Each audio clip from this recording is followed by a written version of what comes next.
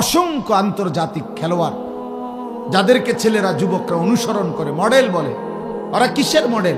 প্রত্যেকটা পাশে আরেকজন। আজকে আমার পাশে এখানে মৌলানা সাহেব বসা আছে, ওনার পাশে আমি বসা।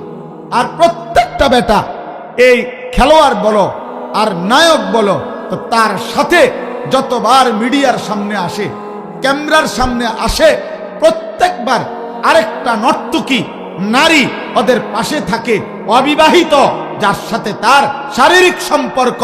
বলে এটা আমার ফ্রেন্ড, এটা আমার গার্লফ্রেন্ড, এটা আমার বান্ধবী, অথচ বিবাহ বহির্ভূত। এটা এরকম সম্পর্ক একসাথে থাকা চলা, এটা তো কুকুর বিড়াল হাইওয়ান জানোয়ারের চাইতো নিকৃষ্ট আচরণ। তাহলে সে মডেল হবে কেন?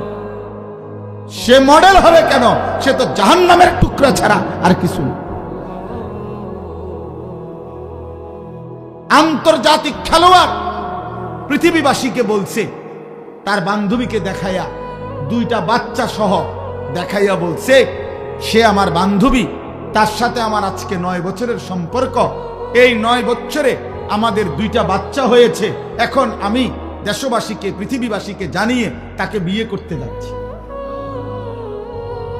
এত বড় বেয়াদব, এত বড় নিকৃষ্ট হাইওয়ান, এটা কোনো মানুষ দূরে থাক, এটা তো কোনো জানোয়ারের মডেলও হইতে পারে,